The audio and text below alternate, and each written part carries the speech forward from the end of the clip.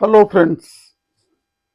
अभी इलेक्शन आ रहा है, 3-4 महीने बाकी रह गया है। और आपने देखा कि सारे अपोजिशन पार्टियों ने मिलकर एक अलायंस बनाया है जिसका नाम है इंडी अलायंस, जिसको मोदी जी घमंडिया अलायंस भी बोलते हैं। तो ये अलायंस कांग्रेस, समाजवादी पार्टी, उसमें बसपा तो नहीं है उसमें, उसके बाद जनता दल यूनाइटेड, लालू यादव की पार्टी और शिवसेना, एनसीपी और साउथ की कुछ पार्टियां और कांग्रेस हो, इन लोगों ने मिलकर एक इंडी अलायंस बनाया है। अब देखिए, ये छोटी पार्टियां जो है ना, स्टेट वाली, ये लोग ने ये अलायंस बना के अपने पैर में कुल्हाड़ा मारा है। क्योंकि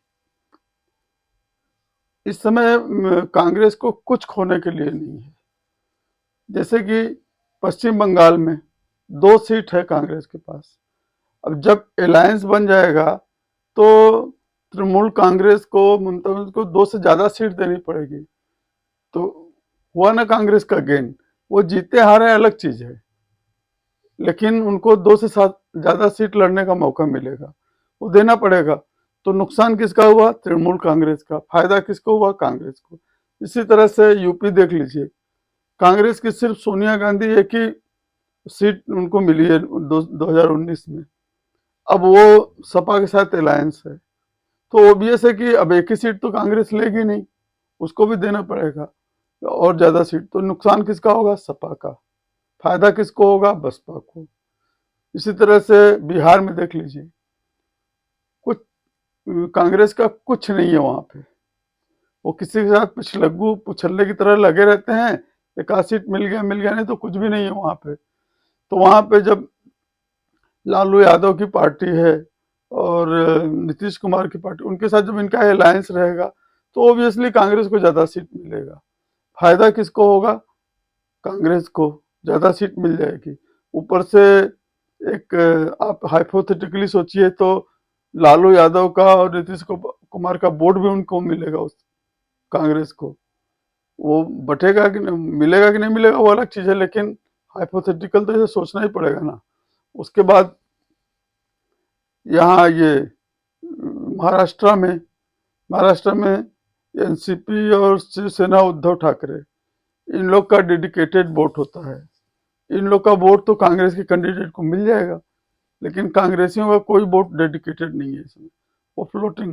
वो हो सकता है कि जो कांग्रेसी वहां पे वो शिवसेना को वोट न देना चाहे, उद्धव ठाकरे को, हो सकता है वो बीजेपी को वोट दे दे। लेकिन वहां भी कांग्रेस को शिवसेना और एनसीपी का वोट मिलेगा और सीट भी ज्यादा लड़ने को मिलेगी, तो वहां भी फायदा। अब रही मध्य प्रदेश, राजस्थान, छत्तीसगढ़, यहाँ पे कोई अपोजिशन की पार्टी है नहीं। कांग्रेस को वैसे भी सीट वहां नहीं जीत पाते हैं, बीजेपी से डायरेक्ट लड़ते हैं। तो वहां पे भी अगर अपोजिशन को देना भी पड़ा, सपा उपा को एक आध सीट देना भी पड़ा, तो उससे कांग्रेस को क्या फर्क पड़ता है? वो कौन सा जीतने जा रहे हैं सारा सीट? वो भी दे ही देंगे कि हाँ ले लो। तो जहां कांग्रेस डायरेक्ट लड़ने वाली है वहां पे जीत भी नहीं रहे हैं। जहां कांग्रेस और बीजेपी की डायरेक्ट लड़ाई है वहां कांग्रेसी जीतते ही नहीं है, हार जाते हैं। तो वहां पे अगर अलायंस बना के लड़ते हैं और कुछ पार्टियों को कुछ सीट वहां देनी पड़ती है, तो दे देंगे। कौन सा उनको जीतना है पूरा सीट? तो इस इंडिया अलायंस में सीट लड़ने के लिए अगर जब सबसे ज्यादा किसी को फायदा होने वाला है तो वो कांग्रेस को, भले वो जीते या न जीते। और जो नुकसान होगा सारे क्षेत्रीय पार्टियों का होगा। ये अलायंस बना के बीजेपी को हराने के चक्कर में जरूर पड़े हैं, लेकिन कुछ होना जाना है नहीं। लेकिन इसमें कांग्रेस को सीट ज्यादा लड़ने को मिलेगी, साथ में जो अलायंस के वोट वोट होंगे वो भी हाइपोथेटिकली सोच लीजिए कि मिल सकती है उनको। तो इस तरह से कांग्रेस ही फायदे में रही है अपोजिशन में जो। और धीरे धीरे कांग्रेस इनको खाने लगेगी। अब देखिए, ये दिल्ली में है, दिल्ली में 7 सीट है। 7 सीट में ये आप पार्टी को भी पता है और कांग्रेस को भी पता है कि वहां एक सीट इन लोग को मिलती नहीं है, तो वहां वो कंप्रोमाइज कर लेंगे।